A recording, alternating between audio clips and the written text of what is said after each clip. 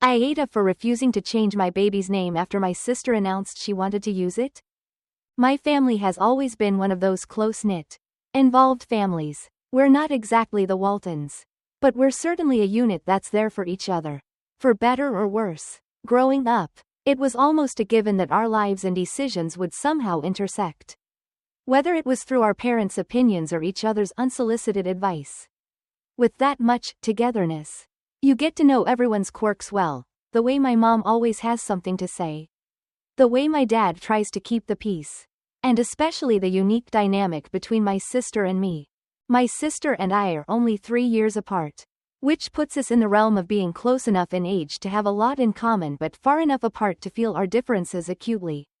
I was always the more grounded one, the planner, the careful one. She was the spontaneous, impulsive sibling, jumping from one big idea to the next. Despite those differences, we've always been close, and I'd like to believe we balance each other out in our own way. When my husband and I got married, I was thrilled, thinking our family life was finally coming together the way I'd imagined. My husband fit right into the family dynamic, and he and my sister even got along. Despite her quirkiness, our relationship was solid, and I felt like we had a real partnership, a team working together toward our future. That future took on a whole new meaning once we started talking about kids. And soon after, I found out I was pregnant with our son.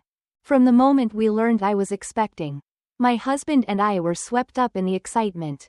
This was the culmination of everything we'd been building toward, our own little family. Naming him became one of the most meaningful parts of the journey for us. It was a decision we made privately, just the two of us, something that felt almost sacred in a family that always seemed to weigh in on everything. After bouncing around a few names, we settled on Leo. It just felt right. It was simple, strong, and it somehow felt like him, even before he was born. For months, we kept the name a secret. It wasn't that we didn't want to share it with family, it was that we wanted to have something that was solely ours. In a life filled with overlapping family opinions, Leo became this little bubble of privacy, a name we whispered between ourselves.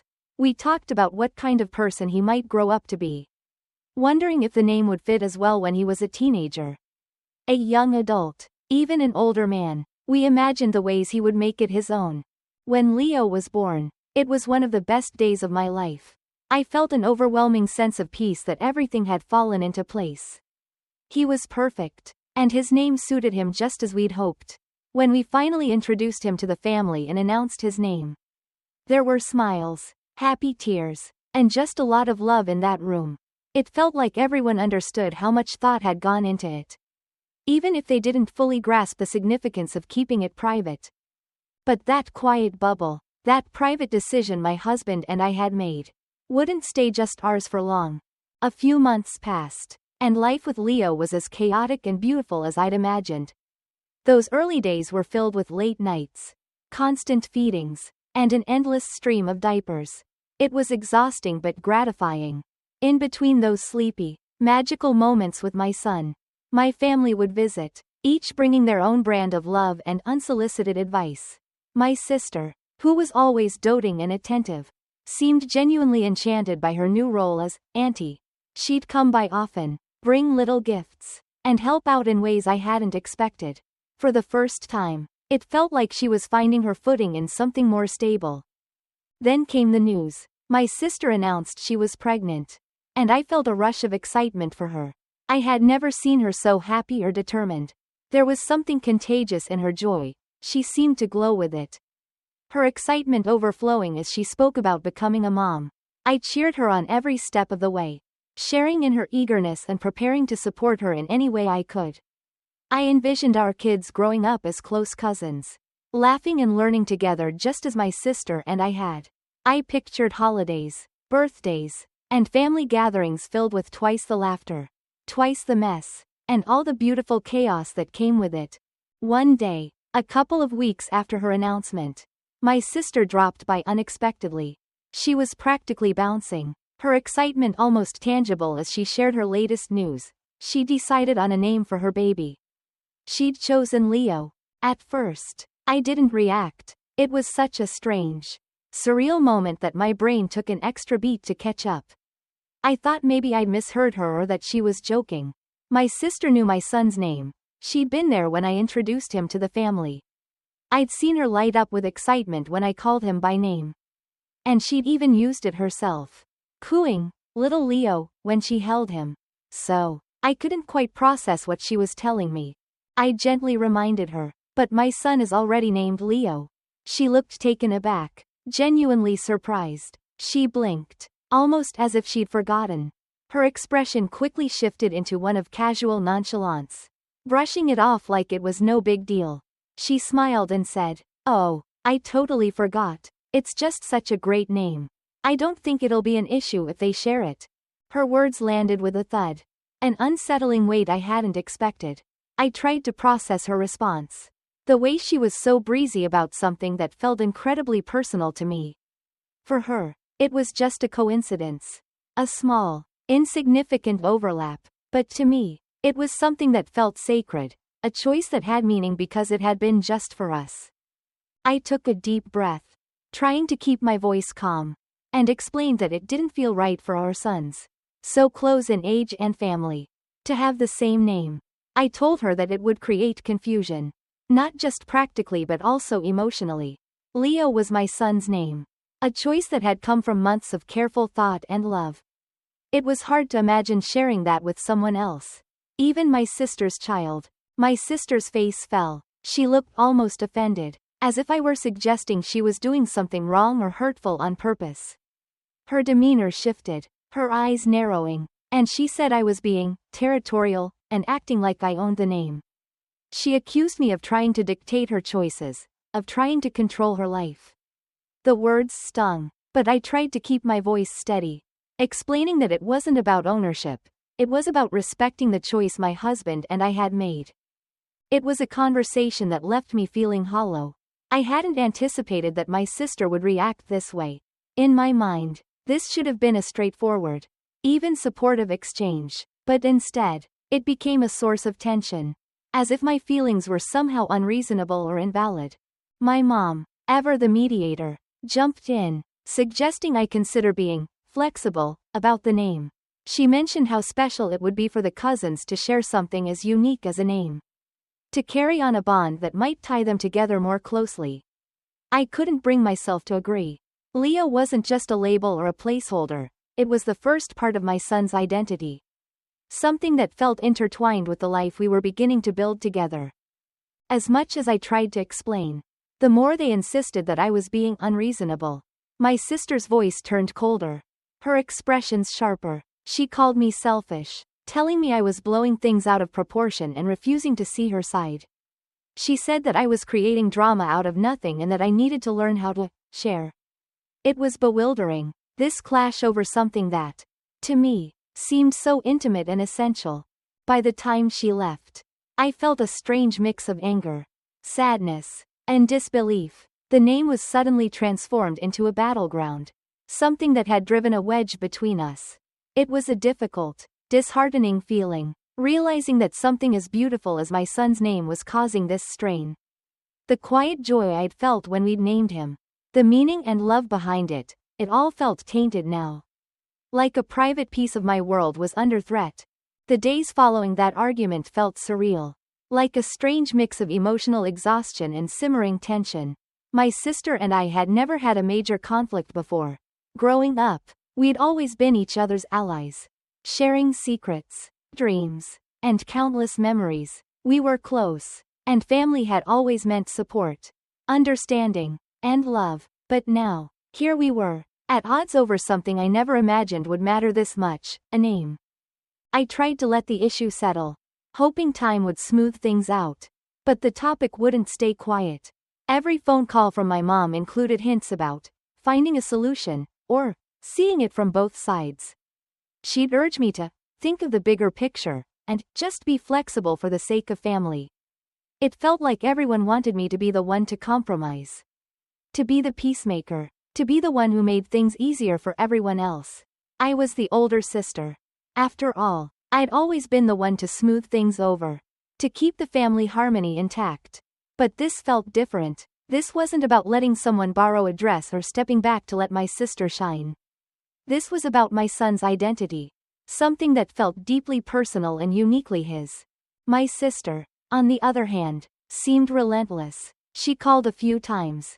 Each conversation blending in my mind into one long stream of irritation and frustration. She'd insist that I was blowing things out of proportion. That I was being obsessive and dramatic. She said that sharing a name was a common thing and that I was acting like this was some major betrayal. Each word she threw at me was a sting.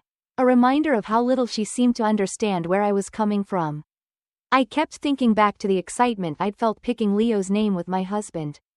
The way it had felt like the perfect fit. The first gift we'd given our son. And here was my sister. Treating it like it was a trivial, replaceable choice. But it was more than just a name to me. It was a symbol of the life I wanted to build with my son. I knew the future I wanted for him. The memories I imagined. The way his name would be part of our family's story. And my sister wanted to take that and make it a shared item. Something she'd use for her own son too. As if it could be equally special for both. But it couldn't. It wouldn't be. I knew, deep down, that if I let this go, I would always feel a flicker of resentment. A frustration I couldn't fully express. It would change the way I saw my sister and maybe even the way I saw myself. Always being the one who had to step back for someone else's happiness. When I expressed these feelings to my mom, hoping she'd see why it mattered, she sighed, frustrated, as if I was missing the bigger picture. She asked me to stop making a mountain out of a molehill. She even suggested that I was being immature and selfish for not giving my sister this one thing. That if I just let go, everything would be fine. I couldn't believe it. All my life, I'd done my best to be considerate, to give when others asked. But this wasn't about generosity or being flexible. This was about standing up for something that mattered to me. For not letting my son's identity be reduced to a family debate.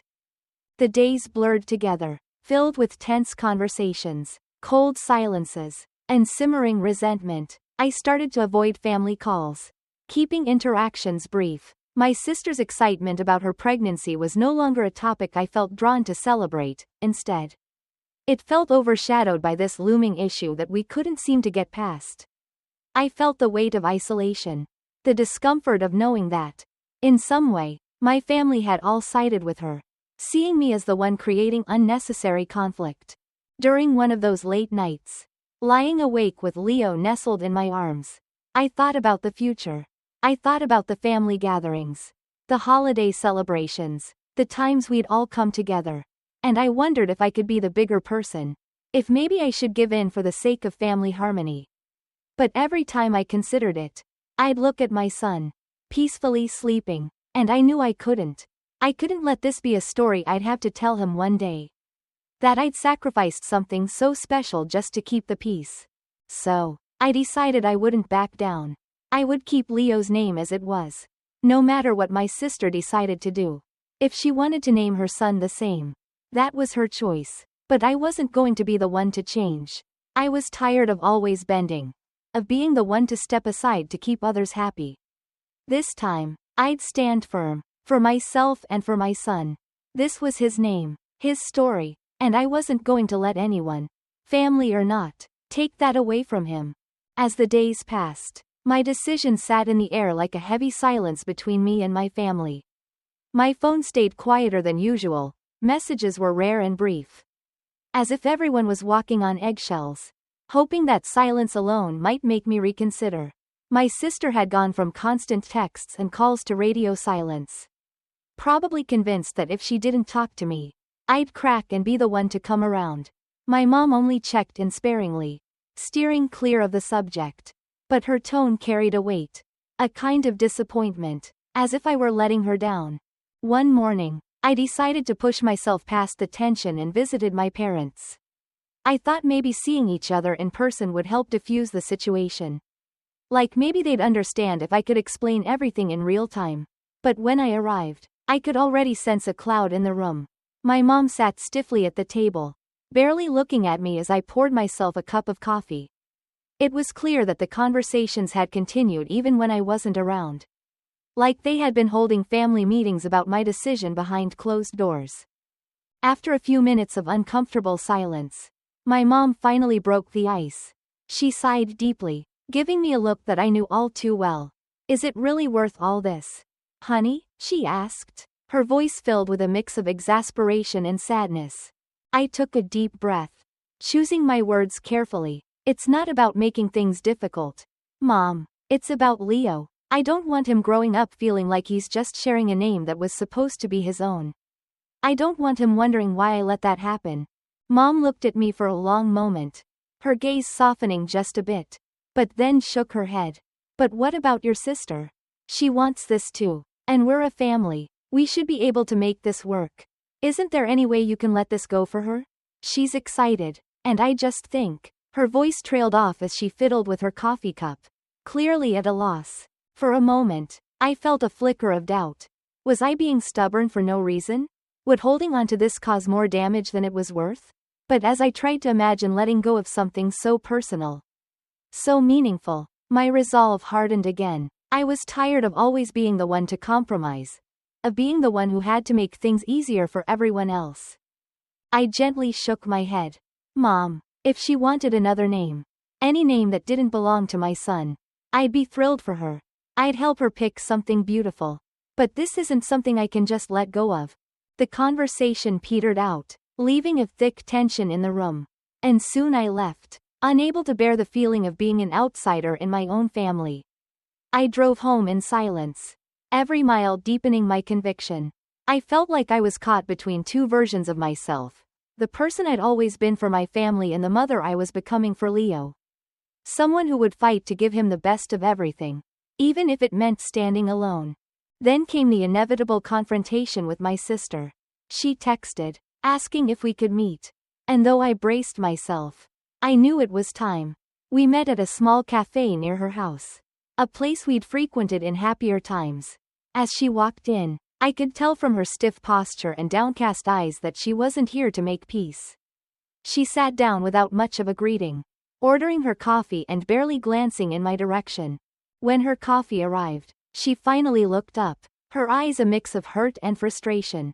"I don't get why you're making this so difficult. Honestly, it's just a name. Leo isn't something you own. Why is it so impossible for you to be okay with this?" I kept my voice steady, though my chest ached. "It's not just a name to me, though. It's his name. He's my son, and I don't want him feeling like he has to share it. Especially not with his own cousin." Her expression shifted to one of disbelief, like she couldn't fathom that I was serious. "So, what? I just have to settle for something else because you got there first?" The accusation stung, but I stood my ground. "I know it might seem that way, but it's not about who got there first. It's about respecting that this name is part of my son's identity now. His story. He'll grow up hearing his name spoken and knowing it belongs to him. Not that he's sharing it because his mom wouldn't speak up." My sister scoffed, looking away as she stirred her coffee, her fingers tapping anxiously against the spoon.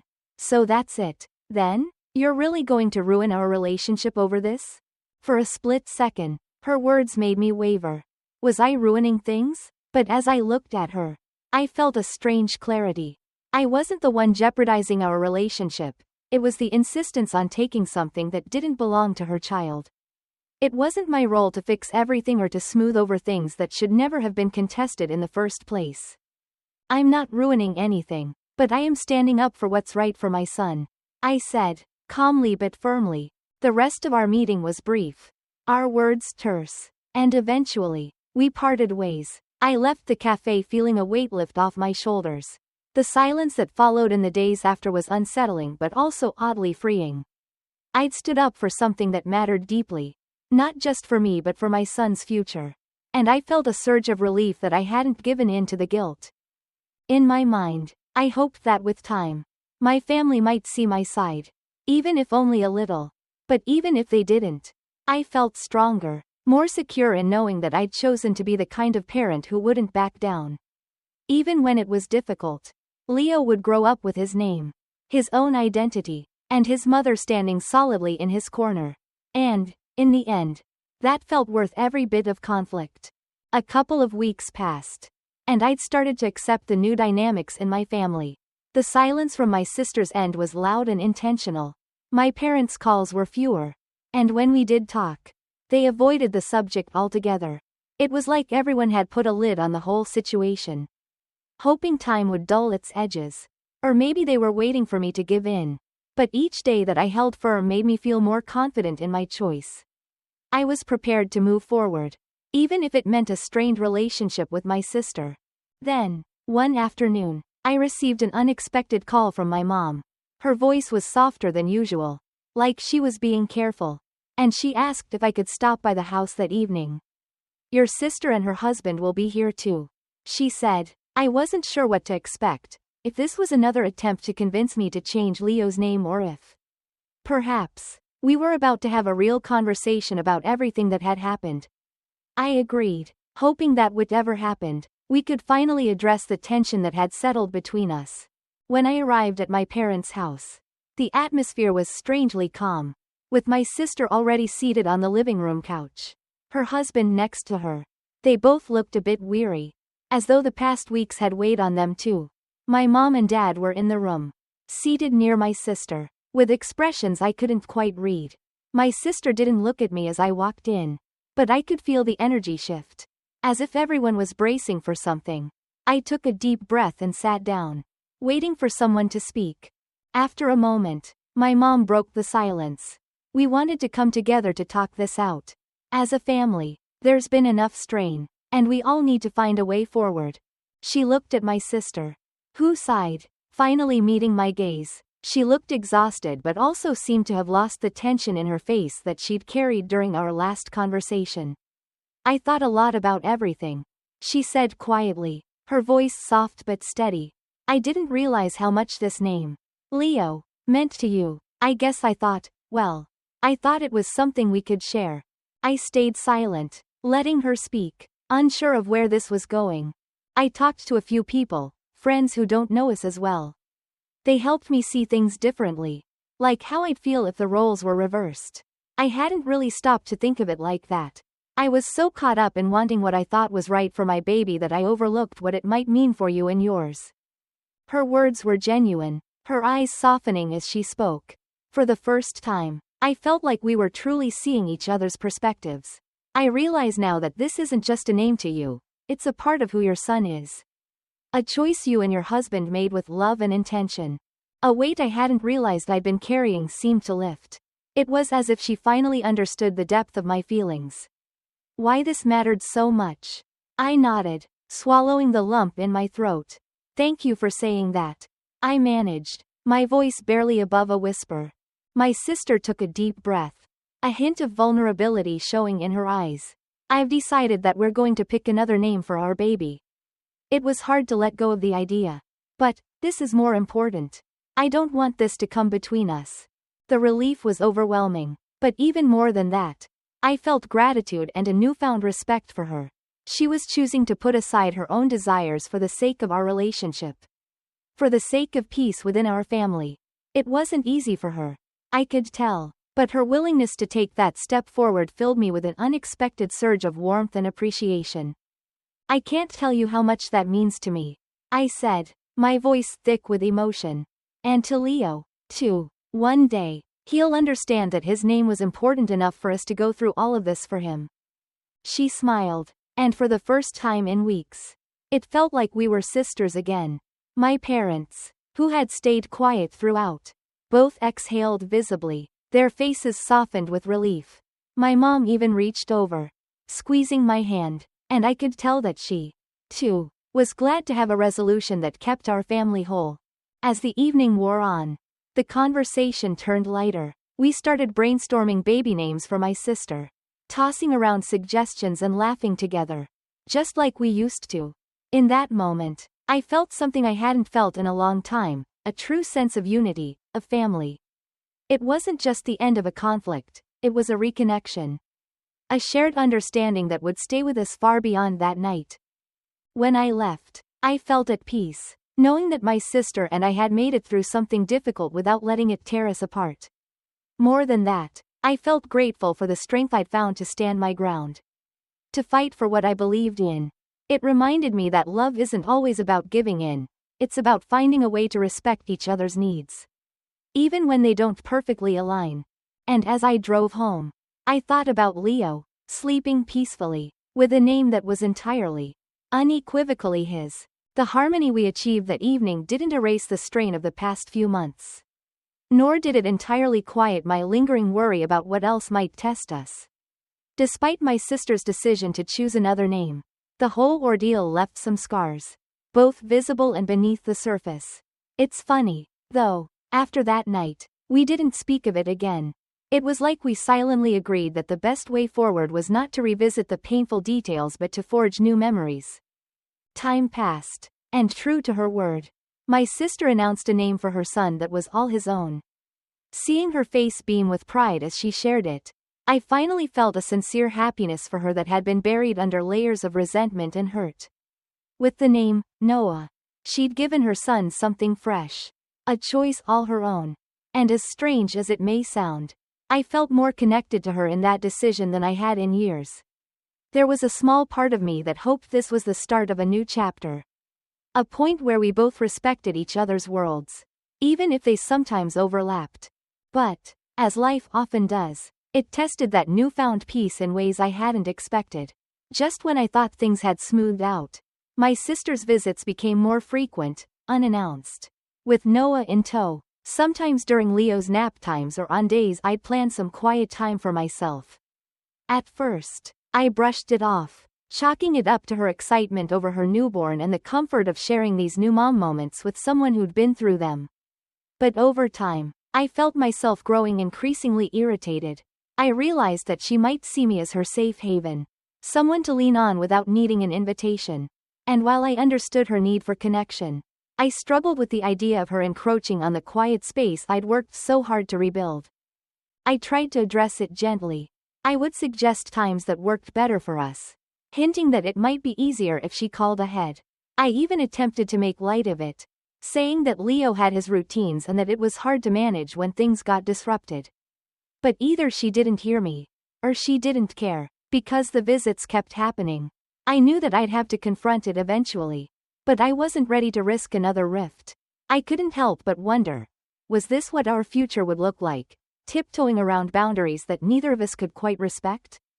On one particularly exhausting afternoon, she showed up just as Leo was finally asleep after a rough morning. I watched as she breezed through the door, holding Noah, who was fussing. I was standing in the kitchen, trying to organize Leo's food and clean up a mess he'd made. And I barely had the energy to muster a greeting. She didn't seem to notice my frazzled state, launching into stories about her week and all the sleepless nights she'd had. A pang of frustration hit me as I tried to listen, nodding along while I attempted to finish the tasks I'd started. It wasn't long before Leo woke up from the noise, crying in his crib. I set down the dish I was holding, feeling a twinge of irritation rise up. In my head, I was telling myself it was just a visit. Just a momentary inconvenience, but my heart wasn't as forgiving.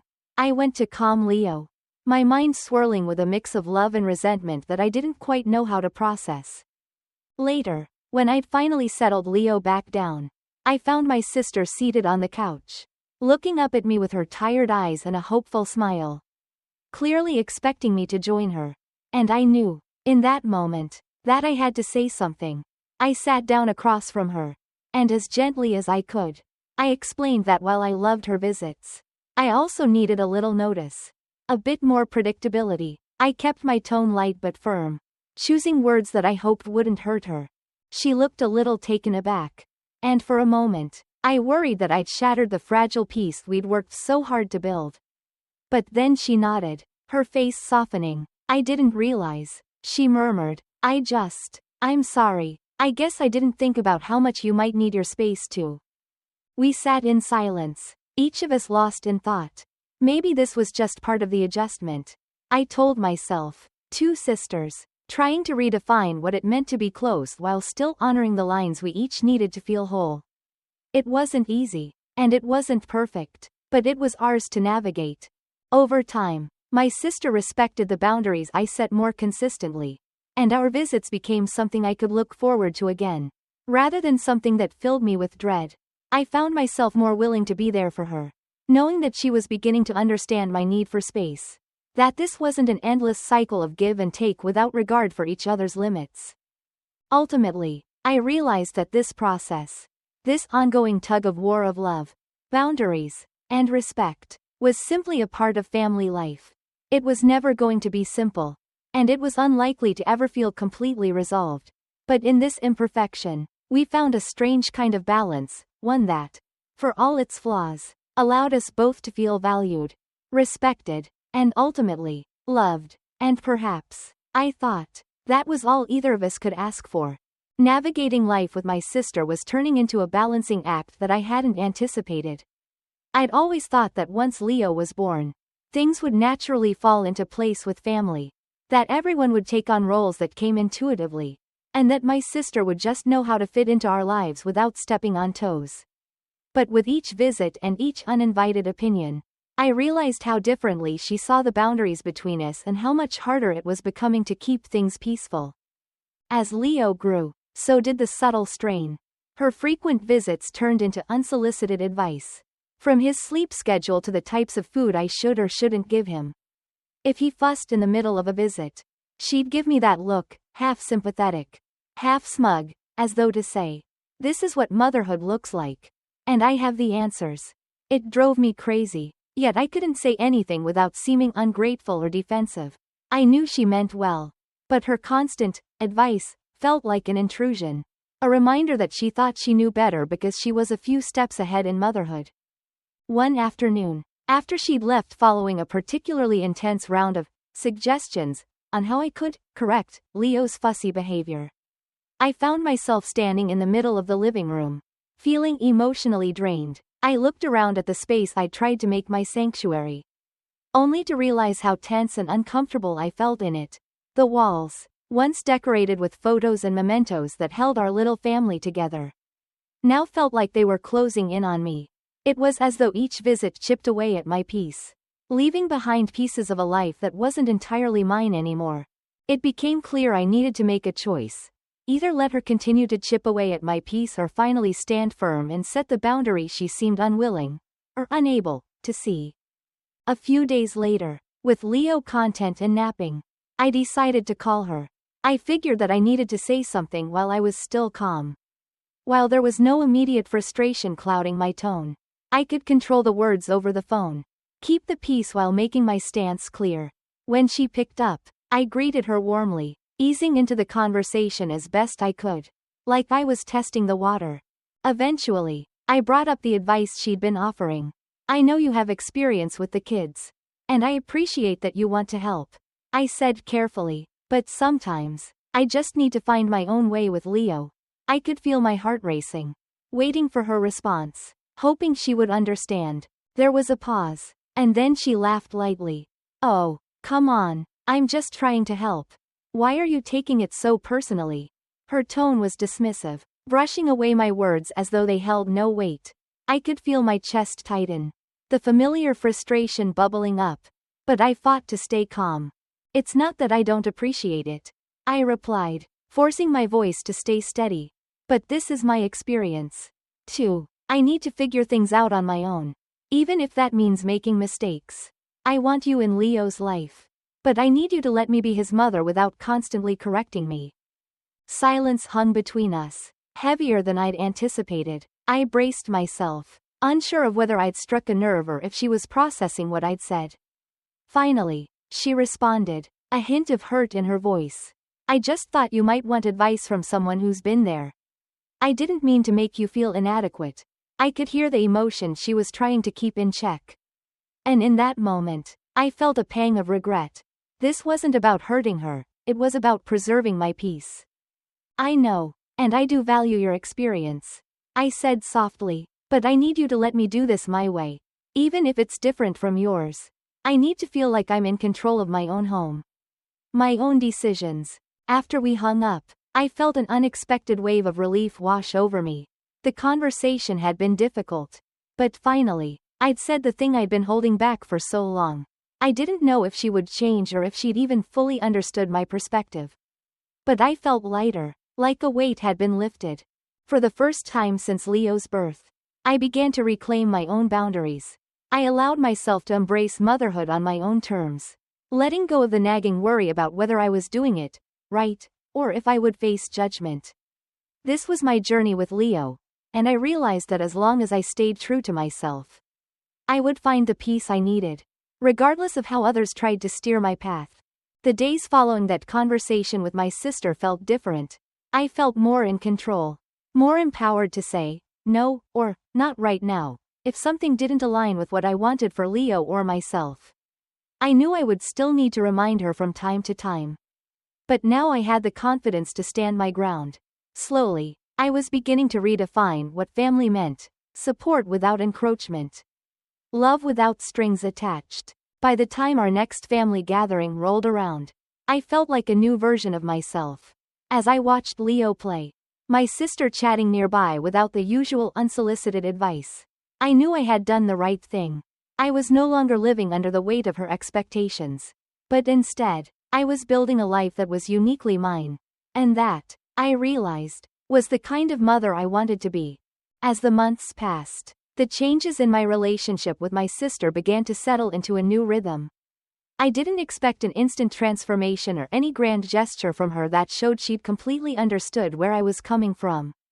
Instead, it was more subtle, a small, almost imperceptible shift in how she engaged with me and Leo. She seemed a bit more careful with her advice, a bit more conscious of stepping back when I didn't ask for her input. Maybe the boundary I'd set had registered, at least in part. Our family gatherings became less tense, and I started to see my sister in a new light. I recognized her advice for what it was: her own way of expressing love and her sense of responsibility as an older sibling. She was still herself, but I could see she was trying. She still had her opinions and often offered her take on things. But now, when I gently declined her suggestions, she respected it and moved on. Leo continued to grow, hitting milestones and developing a personality that delighted me every day. His first steps, his first attempts at saying, "Mama," and "Dada," each moment was mine to cherish and witness in a way that felt sacred. I no longer felt the pressure to explain or justify my choices to anyone. Even my family. I could finally feel the weight of their expectations lifting, and with it came a deep sense of peace. One day, my sister stopped by unannounced, as she often did, but this time, instead of launching into her usual chatty monologue, she paused and asked me if it was a good time to visit. It was such a small gesture, but it caught me off guard in a good way. I told her it was fine, and we sat down with coffee while Leo played on his own. As we chatted, I noticed she seemed a bit more reserved, as if choosing her words carefully. She didn't ask about Leo's routines or my decisions on anything specific. She just enjoyed being there with us, talking about little things that had nothing to do with Leo or parenting at all. It felt refreshingly simple, like we were two sisters connecting again instead of navigating this unspoken tension. At one point, she glanced over at Leo with a smile and said, "You're really doing an amazing job with him." You know, her voice was softer than usual, almost hesitant, and I could feel the sincerity in her words. For the first time, her acknowledgement didn't carry any undertone of, "Let me tell you how to do this better." It was just an honest appreciation. And that small moment felt like a bridge closing a gap that had been widening for months. "Thank you," I replied, smiling back. I meant it, and I could see that she felt it too. As she was leaving, she gave me a quick hug and asked if we'd be up for joining her and the kids at the park later in the week. For once, it felt like an invitation rather than an obligation, and I agreed. The day at the park was a kind of breakthrough I didn't know I needed. Watching Leo run around with his cousins, laughing and playing, made me realize that despite all the recent frustrations, there was still a lot of love and joy to be shared in our family. My sister sat beside me on the park bench, sipping her coffee, and we talked about everything but our children, our work, the books we were reading, memories from when we were younger. As the sun began to set, and Leo finally exhausted himself enough to fall asleep in my arms, I felt a renewed sense of gratitude for where I was in my life. I had chosen to set boundaries that felt right to me, even though they were difficult to enforce at times. I'd taken control of my own path as a mother, as a partner, and even as a sister. Navigating a balance that allowed me to be authentic without resentment. That evening, as I lay in bed reflecting on the day, I knew that my journey was far from over. There would be more challenges. More moments when my sister and I would see things differently. But for the first time, I felt equipped to handle them without losing myself. I had reclaimed my voice, redefined my boundaries, and strengthened the foundation of my life. And I knew that as long as I stayed true to those values, I could face whatever came my way with resilience and grace. The next morning, I woke up feeling lighter, ready to embrace whatever lay ahead for me and my son, knowing that our story was truly, fully our own. A few weeks later, I found myself reflecting on how far things had come since Leo's birth. The uncertainty and turmoil that had once defined my days felt more like distant memories, replaced by a new sense of clarity. Leo was thriving. My husband and I had found our rhythm as parents, and the friction between my sister and me had noticeably softened. There was a new balance in our relationship, one that didn't rely on constant negotiation or passive tolerance. It was grounded in mutual respect. And although it wasn't perfect, it was honest. But just as things seemed to settle, life threw another curveball my way. My mother called one afternoon, her voice tight and serious, and asked me to join her and my sister for coffee. It was unusual for her to reach out with such urgency, and my mind immediately went to 1,000 possible scenarios, each more anxiety-inducing than the last. I agreed to meet them, albeit with a sense of hesitation that lingered in my gut. As I arrived at the cafe and saw my sister and mother seated together, a feeling of unease crept in. I could see from my sister's expression that she, too, was apprehensive, which only added to my anxiety. My mother wasted no time and began with a sigh that seemed to carry the weight of months, maybe even years. I wanted us to have this talk together, she started, her eyes moving between my sister and me. I know things have been tense lately, and I want to see us come together as a family. It's important to me that you both feel supported by each other. My sister shifted in her seat, looking down at her coffee cup. I could tell she was struggling, perhaps realizing that her actions had affected me more deeply than she'd intended. My mother continued, addressing me directly. Honey, I know how much Leo's name means to you, and I know this has been a sensitive topic. She paused, taking a steadying breath. But your sister has been struggling too. She told me that she always envisioned using that name one day, just like you did. It's her way of feeling close to her own dreams of family. Hearing that perspective was difficult, but something about it resonated. I'd been so caught up in the possessiveness I felt over Leo's name that I hadn't considered what it might represent to my sister. It was like we'd both poured parts of our dreams and our identities into the same name. Unaware of the collision course we were on, my sister finally looked up, her eyes softening as she spoke. I know I crossed a line, and I'm sorry. I've been holding on to a lot, and I didn't mean to take away from your joy with Leo. She paused, visibly emotional. I should have asked, or at least talked to you first. But it felt like something I needed. I wanted a piece of family for myself, too. I took a deep breath, letting the weight of her words settle over me.